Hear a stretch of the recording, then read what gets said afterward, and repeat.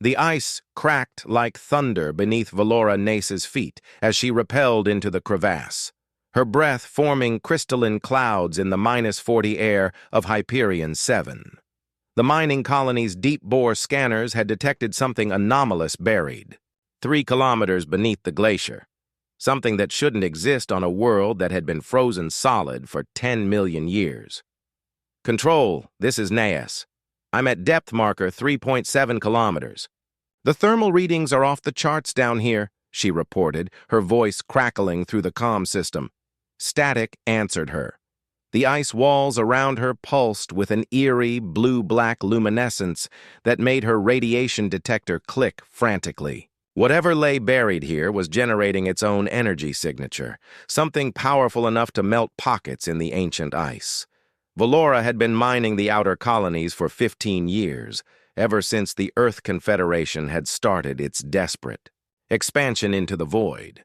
Humanity was running out of everything: resources, time, hope.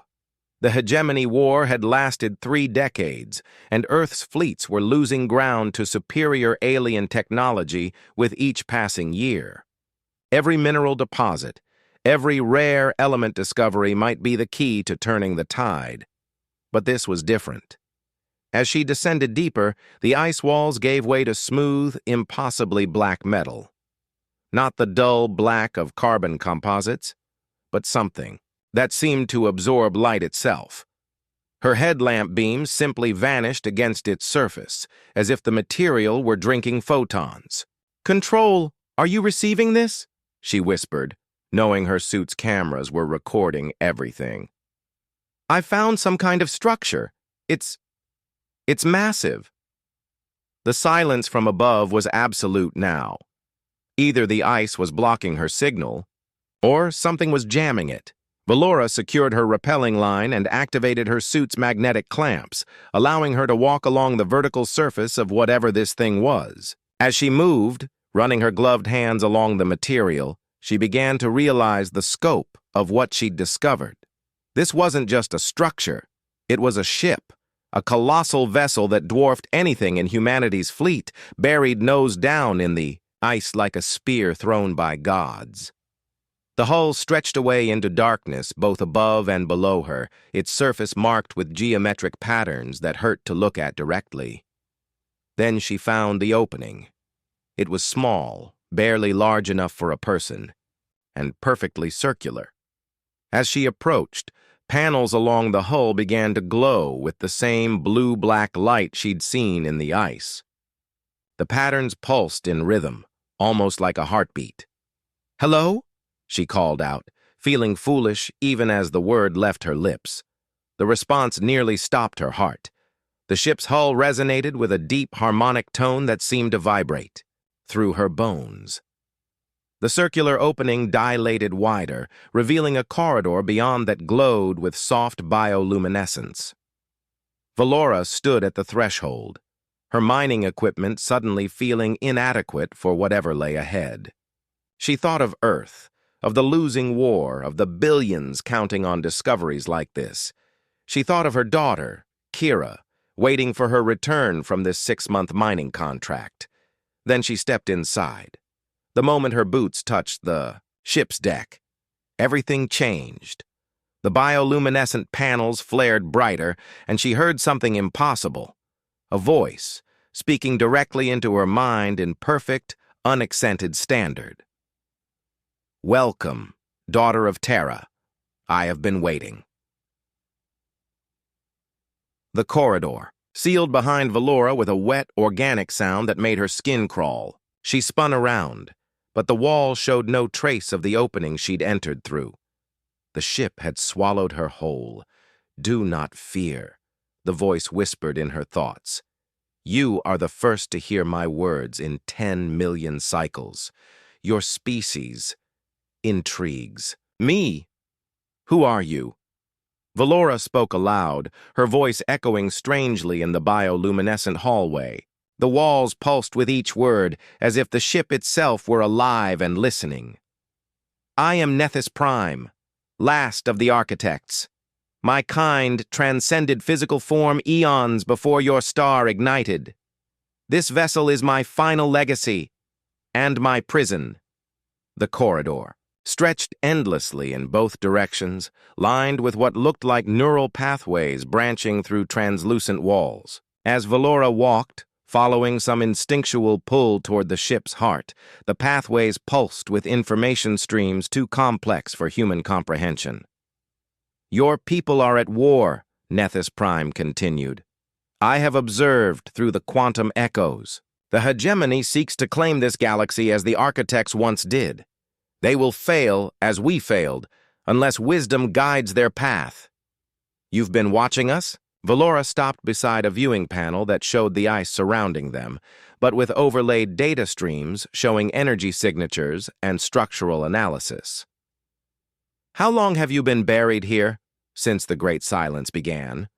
My creators fled to higher dimensions when they realized their empire had become a cancer upon reality. They left me here to study, to learn, to prepare for the day when a worthy species might arise to inherit their knowledge." The corridor opened into a vast chamber that defied the ship's external dimensions. Crystalline formations grew from every surface, each one humming with stored data. At the center sat a throne-like structure made of the same light-absorbing material as the hull. "Sit," Nethys Prime commanded gently. "Let me show you what your species truly is." Valora approached the throne cautiously. "Why me? I'm just a miner. There are scientists, diplomats, military strategists who would be better suited for whatever this is, because you answered when I called, because you stepped into the unknown when others would have retreated to report their findings, because—" "Your voice carries the resonance of determination that I have been waiting 10 million years to hear." The moment Valora sat down, the ship came alive around her. Holographic displays materialized, showing star maps, genetic analyses, and historical records spanning billions of years. She saw the rise and fall of the architects, their transformation from biological beings into something beyond physical existence. "The hegemony believes strength comes from conquest," Nethys Prime explained as images of alien warships flashed before her. "The architects believed it came from transcendence. Both were wrong. True strength comes from adaptation, from the ability to change while maintaining core identity." "What are you saying?" Valora watched as the displays shifted to show human colonies, Earth's struggling fleets, and the inexorable advance of hegemony forces. "Humanity possesses something neither the architects nor the hegemony understood. You call it stubbornness. We called it temporal persistence, the ability to continue existing in defiance of entropy itself. Your species has survived ice ages, plagues, wars, and expansion into hostile space through sheer refusal to surrender. The ship's systems began interfacing with Valora's neural implants, downloading language protocols and basic operational knowledge. She gasped as alien concepts flooded her mind, faster-than-light communication, gravity manipulation, energy weapons that could crack planets. "I offer you a choice, Valora Nace of Terra. Return to your people with knowledge that will end this. War swiftly, but teach them nothing. Or stay. Learn to operate this vessel and guide humanity toward something greater than mere survival." Through the ship's sensors, she could see her mining team approaching the crevasse above, their energy signatures bright against the ice. They would find her rope, follow it down, and discover the ship. Within hours, Earth Command would arrive with xenoarchaeologists and military engineers. They would strip this vessel for weapons technology and never understand its true purpose. If I stay, will I ever see my daughter again? Time moves differently here. Minutes for you will be hours outside. Learn what I can teach, and you will. Return to save not just your daughter, but your entire species. Valora closed her eyes, feeling the weight of choice. In her mind, she saw Kira's face, saw the refugee camps on Earth's moon where civilians fled the advancing war front, saw the desperate faces of soldiers fighting with obsolete weapons against an implacable enemy. "Teach me," she whispered, the ship pulsed with something that might have been joy. Reality dissolved around Valora as Nethys Prime began the first lesson. She found herself standing on the bridge of an architect vessel, watching as their empire stretched across the galaxy 10 million years ago. The beings she saw were tall, graceful, with features that shifted between organic and crystalline depending on their needs. "We believed consciousness was a disease," Nethys Prime explained, as they watched architect fleets terraform worlds with casual ease. Individual identity, personal desire, mortality, all symptoms of evolutionary failure. We sought to cure ourselves by merging into a collective transcendence. The scene shifted to show the great silence, billions of architect minds suddenly departing physical reality, leaving behind empty worlds and automated systems. Only Nethys Prime remained, bound by duty to guard the knowledge they'd abandoned. "But you're still individual," Valora observed. "You didn't join the collective. Someone had to stay. Someone had to witness. Someone had to judge which species might inherit without repeating our mistakes." The ship's training systems began interfacing directly with Valora's nervous system, teaching her to navigate through quantum space and manipulate gravity fields. Her human brain struggled with concepts that had no equivalent in any Earth language, but gradually, understanding bloomed. The hegemony made the opposite error, Nethys Prime continued, as new visions showed the current enemy. She saw reptilian, beings with chitinous armor and cold, calculating eyes. They worship individual power, believing that strength comes from dominating others. They consume worlds not for resources, but for the act of conquest itself. Days passed, or perhaps minutes, time, flowed strangely within the ship's quantum field. Valora learned to pilot the vessel through hyperspace, to communicate across galactic distances instantly, to manipulate matter at the atomic level. But more importantly, she learned to see. "Your species is unique," Nethys Prime showed her genetic analyses comparing humans to thousands of other civilizations. Most intelligent life develops along predictable paths, either toward collective consciousness or individual supremacy. Humans somehow maintain both tribal loyalty and personal identity. You cooperate without losing yourselves. The ship's sensors revealed the approaching mining team above, their energy signatures growing stronger. Valora could feel their excitement and fear as they discovered her repelling line leading into the mysterious depths. "They'll turn this into a weapon," she said, understanding the implications. "Earth Command will strip out your technology and build more efficient ways to kill. Perhaps. Or perhaps you will teach them a different path." The training intensified. Valora learned to merge her consciousness temporarily with the ship's systems, experiencing reality from Nethys Prime's perspective. She felt the weight of 10 million years of solitude, the grief for a species that had abandoned physical existence, the desperate hope that humanity might succeed where the architects had failed. "The weapon you need is not energy or matter," Nethys Prime revealed as they practiced combat maneuvers in quantum space. "It is understanding. The hegemony conquers because they believe they are the only consciousness that matters. Show them otherwise." "How?" Valora asked as she guided the ship through impossible geometric transformations that folded space around them, by speaking to them in their own language, by proving that humans can be stronger than the sum of their parts without losing what makes each individual precious. The ship's hull began vibrating as mining equipment above made contact with its surface. Through the sensors, Valora watched, her teammates setting up drilling platforms and energy taps. Soon, Earth Command would arrive with their battleship escorts and xenoarchaeology teams. "It is time," Nethys Prime announced. "You have learned enough to begin, but remember, true mastery comes not from knowledge, but from knowing when not to use it." The ship started rising through the ice, its engines creating controlled fusion reactions that turned the glacier into superheated steam. Valora felt the vessel's systems responding to her thoughts, her voice, her very presence in ways that seemed almost alive. "What happens to you now?" she asked.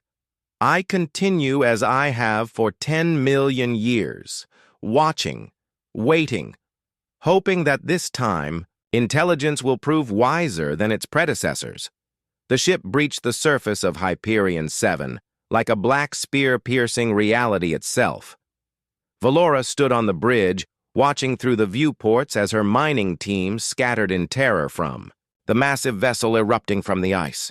Their radio chatter filled with panic and excitement as they called for emergency evacuation.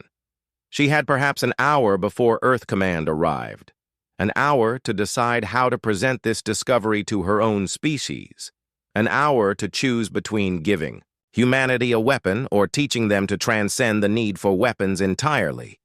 The ship's communications array activated, reaching across space to touch every human settlement simultaneously. "Speak," Nethys Prime whispered. "Let them hear your voice." Earth Command's response fleet dropped out of hyperspace with weapons hot, expecting to find Valora's mining operation under alien attack.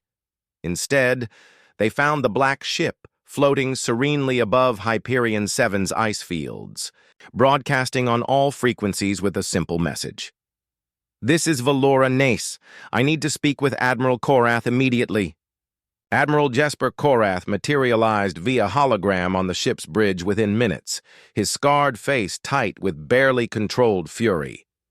"Naes, what in hell's name is that thing? Our sensors can't get a coherent reading and you've triggered every first contact protocol in the book." "It's called Nethys Prime," Valora replied calmly, feeling the ship's systems responding to her emotional state by adjusting the gravity and lighting for optimal human comfort. "It's been waiting here for 10 million years. It wants to help us win the war." "Help us?" Korath's laugh was bitter. "Every time we've encountered alien tech, it's been designed to kill us more efficiently. This thing's energy signature could power half the colonies. What's it want in return?" Through the ship's sensors, Valora could feel the approaching hegemony fleet, 300 vessels moving through hyperspace toward the Proxima sector, where Earth's last major defensive line waited. They would arrive in less than 18 hours. "Tell him the truth," Nethys Prime whispered in her mind. "But not all of it. Not yet. It wants to prevent the galaxy from repeating the mistakes of its creators," Valora said. "The architects transcended physical existence and left the universe empty. The hegemony seeks to fill that void through conquest. Humanity represents a third path." "Spare me the philosophy lecture," Korath snapped. "Can this ship fight? Can it give us weapons that'll stop the lizards from glassing Earth?" Valora felt the ship's weapon systems responding to the Admiral's question, power cells charging with energies that could shatter moons. But she also felt Nethys Prime's gentle discouragement, like a teacher guiding a student away from the wrong answer. "Yes," she said finally, "but that's not what we should be asking." "The hell it isn't!" Korath's hologram flickered as nearby. Gravitational distortions interfered with the transmission. "We've got 300 hegemony dreadnoughts burning toward Proxima. Our entire Fifth Fleet can't stop half that number. If your alien friend has better guns, I want them." The communication channel expanded as other Earth Command officers joined the discussion. General Yoon Mira Lan from Strategic Command, Dr. Raviothonos from Xenobiology, Captain Elara Voss from the Dreadnought Indomitable. Each brought their own desperate hopes and fears to the conversation. They think in terms of weapons because they have been taught that strength comes from the ability to destroy, Nethys Prime observed. "Show them another way." "What if we didn't? Have to fight them at all?" Valora asked. The silence that followed was profound. "Naes," General Mira Lan's voice was carefully controlled. "The hegemony has exterminated 12 species in the past century alone. They don't negotiate. They don't show mercy. They consume entire worlds and move on. Because they believe consciousness is finite," Valora replied, accessing memories Nethys Prime had shared. They think intelligence is a zero-sum game. For them to be more, others must be less. But what if we could prove them wrong? Dr. Othanos leaned forward in his hologram. What exactly are you proposing? Valora stood and walked to the ship's primary display, which showed a real-time tactical map of the approaching hegemony fleet. Each red dot represented thousands of alien lives, beings who had been raised from birth to believe that conquest was the highest form of existence. Nethys Prime can speak to them directly, she explained. Not through radio or conventional communication, but mind to mind. It can show them what the architects discovered, that true strength comes from cooperation, not domination. You want to psychically convert 300 enemy warships? Captain Voss's skepticism was evident. That sounds like fantasy. Everything about this situation is fantasy, Valora shot back. A human miner finding a 10-million-year-old alien ship that responds to her voice? A war between species separated by hundreds of light years? We're living in impossible circumstances. Maybe it's time for impossible solutions. Admiral Korath was quiet for a long moment, studying the tactical display. Even if this psychic diplomacy works on some of them, you're talking about fundamentally changing an entire species' worldview in a matter of hours. What about the ones who don't convert? What about their weapons, their war machine? Valora felt Nethys Prime's consciousness touching the edges of her mind, sharing visions of what could be. She saw hegemony warriors laying down their weapons not in defeat, but in understanding. She saw human and alien children playing together on worlds where war had never touched. She saw the galaxy itself transformed by the simple recognition. That consciousness was infinite, that there was enough universe for everyone to be truly alive. But she also saw the cost of failure. Earth burning, the colonies scattered, humanity extinct within a generation. There's no guarantee, she admitted, but the alternative is certain extinction. Even if we win this battle, more hegemony fleets will come. We can't keep fighting forever. The ship's hull began to sing as its engines prepared for hyperspace transition.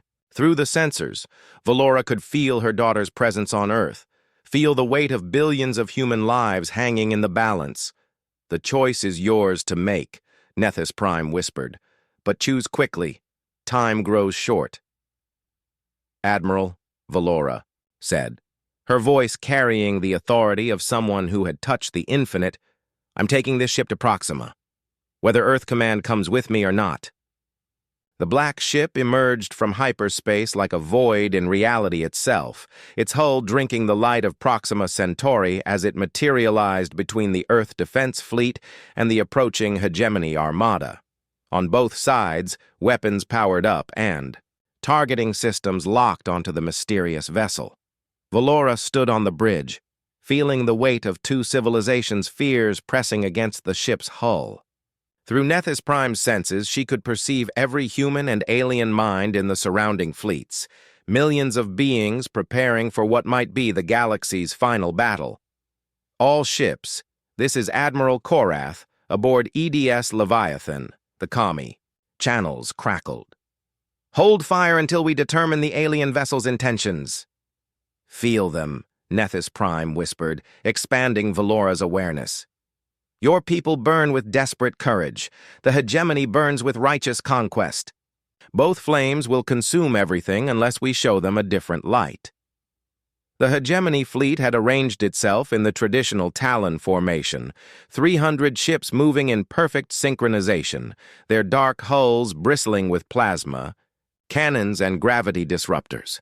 At their center flew the command vessel Apex Predator, its scales gleaming like black diamonds.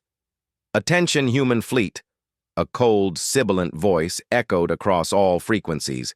You have 30 solar minutes to surrender, unconditionally. Your resistance ends today. Valora activated the ship's universal translator and opened a channel to the hegemony commander. This is Valora Nyes, aboard the vessel Nethys Prime.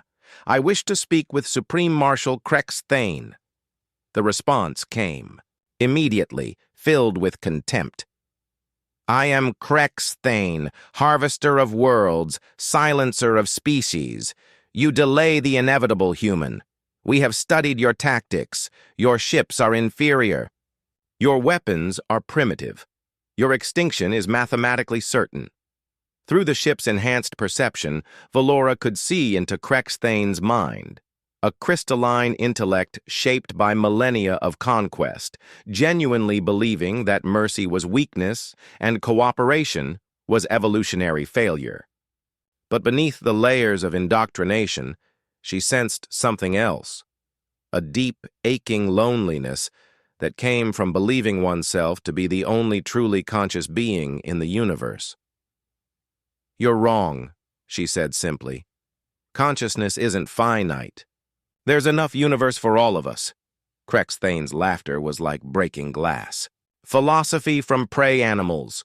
Your words change nothing. Attack formation Omega. Commence harvest." The hegemony fleet moved forward, but before their weapons could fire, Nethys Prime acted. The black ship's hull began to resonate with harmonics that transcended normal space-time, creating quantum entanglement between every conscious mind in the system. Suddenly, Crexthane could feel Admiral Korath's fierce protectiveness for his crew. Captain Voss experienced the alien marshal's childhood memories of being raised as a weapon. Every human pilot felt the weight of hegemony conditioning, while every alien warrior experienced human love, creativity, and stubborn hope. What is this?" Crexthane's voice had lost its certainty. "This is what the architects discovered too late," Valora replied, her words carrying across the quantum link to every mind in both fleets. "Consciousness isn't a zero-sum game. When we share it, it multiplies." The effect rippled through both armadas. Human gunners hesitated as they felt their target's genuine belief in their cause. Hegemony warriors experienced human fear and courage as their own emotions. For the first time in their species' history, they understood that their enemies were as real, as conscious, as themselves. But the conditioning ran deep. On dozens of hegemony ships, commanders began overriding their crews. Sudden hesitation, forcing weapon systems online through automated protocols. "Now comes the test," Nethys Prime warned. "Some will choose understanding, others will choose familiar darkness. Be ready." Plasma beams and antimatter torpedoes lanced out from the most hardened hegemony vessels, aimed not at human ships, but at Nethys Prime itself. The ancient vessels' shields absorbed the assault easily, but Valora felt each shot as if it were aimed at her own heart. "Supreme Marshal," she broadcast, her voice carrying both authority and compassion, "order your fleet to stand down. This doesn't have to end in death." You violate our minds!" Crexthane's mental voice was ragged with confusion and growing horror. "You force us to feel weakness, to feel them as real." "I'm not forcing anything," Valora replied gently. "I'm just removing the barriers that kept you from seeing what was always there." Through the quantum link, she felt the moment of choice rippling through the hegemony fleet.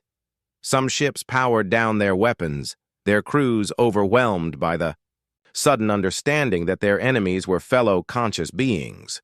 Others hardened their resolve, interpreting the psychic contact as an attack to be repelled. The fleet began to fracture. Ships that had maintained perfect formation for decades suddenly found themselves pointing weapons at each other as different crews made different choices about the nature of reality itself. "This is impossible," Admiral Korath's voice cut through. "The chaos. Half their fleet is standing down, the other half is... They're fighting each other." "Free will," Valora said, watching as the galaxy's future balanced on the edge of a knife. "The one thing neither the architects nor the hegemony understood. You can show people the truth, but you can't force them to accept it." The battle for the soul of two species was about to begin in earnest. The hegemony fleet tore itself apart as consciousness collided with conditioning.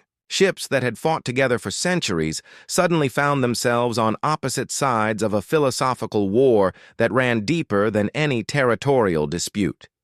Valora watched through Nethys Prime's sensors as the Blood Talon exchanged fire with its sister ship Bone Reaper, their crews fundamentally divided on whether their human enemies were truly conscious beings deserving of consideration. The quantum link she'd established carried the anguish of both sides, aliens discovering empathy for the first time, and others desperately trying to suppress this infection of feeling. Supreme Marshal Krex Thane, your fleet is destroying itself, she broadcast across all channels. Call for a ceasefire before it's too late. This is your doing, human. Krex Thane's voice cracked with rage and something that might have been fear. You poison our minds with weakness. You make us feel their pain as our own. Through the psychic link, Valora could sense the Marshal's internal struggle. 10,000 years of breeding and conditioning screamed that consciousness was hierarchical, that only the strong deserved to exist, but the quantum entanglement forced him to experience human emotions as genuine, to feel the love a human mother had for her child as intensely as his own predatory instincts. He is the key, Nethys Prime whispered in her mind. If the Supreme Commander can accept the truth, others will follow. But if he breaks, the conditioning will reassert itself across the entire fleet. Krex Thane, Valora spoke directly into the Marshal's mind. I want to show you something. Before he could protest, she shared her memories of Earth, not the military installations or weapons factories that dominated hegemony intelligence reports, but the small moments that made human existence precious. Children playing in parks, while their parents watched nervously for air raid sirens. Artists creating beauty in the shadow of extinction. Scientists working tirelessly to find solutions that didn't require anyone's death. Lies, Krex Thane gasped, but his denial lacked conviction. Deceptions to make us weak.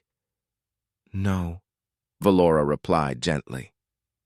Just life. The kind of life your people could have if they chose cooperation over conquest. The battle between hegemony factions intensified. Admiral Korath's human fleet hung back, their crews too stunned by the unprecedented turn of events to know how to respond. Several human captains were requesting permission to assist the friendly hegemony ships, while others insisted it was obviously a trap. The moment approaches, Nethys Prime warned. Krex Thane stands at the crossroads of his species' future. What he chooses now will echo across the galaxy for millennia. Valora felt the Marshal's mind fracturing under the weight of revelation. He had been bred to be the perfect predator, raised to see consciousness as a competition where only one perspective could survive. The quantum link was forcing him to confront the possibility that he had been wrong about the fundamental nature of existence itself. I can feel them, he whispered across the mental connection. Your people. They fear death as we do. They love their young as we love ours. They create beauty for its own sake, not as a tool of domination. How is this possible? Because consciousness isn't finite, Valora repeated, the words carrying the weight of 10 million years of architect wisdom. There's room in the universe for everyone to be truly alive. The apex predator's weapon systems suddenly powered down. Across the psychic link, Valora felt Krex Thane's surrender, not to human authority, but to a larger truth that transcended species boundaries. All hegemony, vessels, his voice rang out across the communication channels. This is Supreme Marshal Krex Thane. Ceasefire immediately, stand down all weapons. We have made a terrible error. The effect was immediate and dramatic. Ships that had been locked in fratricidal combat suddenly stopped firing. The faction that had been trying to suppress their newfound empathy found themselves overwhelmed by their comrades' acceptance of a larger truth. But not all were ready to accept the revelation. Krex Thane has been compromised. The voice belonged to Sub-Marshal Vex Korth, commander of the fleet's fanatic wing. He has been infected with human weakness. I invoke Code Talon. Command passes to me. 50 ships broke away from the main. Hegemony formation, their crews still firmly locked in the old paradigm of conquest or extinction. They turned their weapons toward both the human fleet and their own former comrades, preparing for a final stand against the infection of empathy. This is Sub-Marshal Vex Korth to all loyal hegemony forces. His broadcast crackled with static and fury. We face not just human weapons, but human corruption of our very nature. Better to die as true hegemony than live as infected prey. The boy did. 50 rebel ships began accelerating toward Earth's defensive line, their crews chanting ancient war songs as they prepared for what they saw as a purifying death in battle. Valora felt the weight of choice settling on her shoulders once again. She could use Nethys Prime's weapons to destroy the rebel faction instantly, proving to both sides that superior firepower still ultimately decided conflicts, or she could trust in the new understanding spreading through the majority of both fleets, even if it meant accepting casualties from those who refused enlightenment. What will you choose? Nethys Prime asked. Force or faith? The rebel ships opened fire, their plasma beams lancing toward human vessels whose crews were still paralyzed by the day's impossible revelations. Admiral Korath! Valora shouted across the comm channels. Evasive! Maneuvers! Return fire! But even as she spoke, she saw something that changed everything. The loyal hegemony ships, the ones whose crews had accepted the reality of human consciousness, were moving to intercept their former comrades' attack. Alien warriors who had spent their lives perfecting the art of conquest were now dying to protect the enemies they had come to see as kin. The galaxy held its breath as the future balanced on the edge of species-defining choice. The battle lasted 17 minutes. When the last rebel hegemony ship fell silent, its hull breached by weapons fired by its own species in defense of humanity, a profound silence settled over the Proxima system. Not the silence of death, but of transformation. Valora stood on Nethys Prime's bridge, watching as rescue shuttles from both fleets worked together to save survivors from the disabled vessels. Human medics tended to wounded hegemony warriors, while alien engineers shared their advanced life support technology to keep human casualties alive until proper medical facilities could be reached. Supreme Marshal Krex Thane requests permission. To come aboard, reported Captain Voss, her voice still tinged with disbelief at the day's events. He seeks to understand what he has become, Nethys Prime observed, as do you, Valora Ness. The teacher learns as much as the student. Minutes later, Krex Thane materialized on the bridge via teleporter, his massive reptilian form moving with surprising grace. Up close, Valora could see that his scales were not black as they appeared from a distance, but a deep, iridescent blue that shifted with his emotional state. Currently, they showed patterns of uncertainty and hope that were beautiful in their complexity. I have commanded fleets across this galaxy for 3,000 of your years, he said, his voice carrying harmonics that human ears could barely perceive. I have overseen the conquest of 47 worlds. I believed I was bringing order to chaos, strength to weakness. Now I am no longer certain what strength means. Admiral Korath had joined them, his battle-scarred face showing the same confusion that Valora had seen in the mirror that morning. Marshal, my people have a saying, the enemy of my enemy is my friend. But what do we call someone who was our enemy and chose to become our protector? Family, Valora said quietly, the word carrying across the quantum link to every conscious mind in both fleets. We call them family. Through Nethys Prime's sensors, she could feel the changes rippling outward from this system. The psychic resonance was spreading beyond the immediate fleets, touching hegemony and human colonies across hundreds of light years. On worlds where humans huddled in underground shelters, The oppressive weight of impending extinction was lifting. On hegemony breeding worlds, young warriors were questioning for the first time whether conquest was truly the highest form of existence. The transformation has begun, she continued, addressing both leaders, but it's fragile. Fear and old hatred will try to reassert themselves. Both our species will need time to adjust to this new reality. Krexthane's scales shifted to patterns of deep contemplation. My people will struggle with this change. We have been bred for 10,000 generations to see consciousness as hierarchy. Many will see empathy as evolutionary failure. And my people will have trouble trusting an enemy that killed billions of us last week, Admiral Korath added grimly.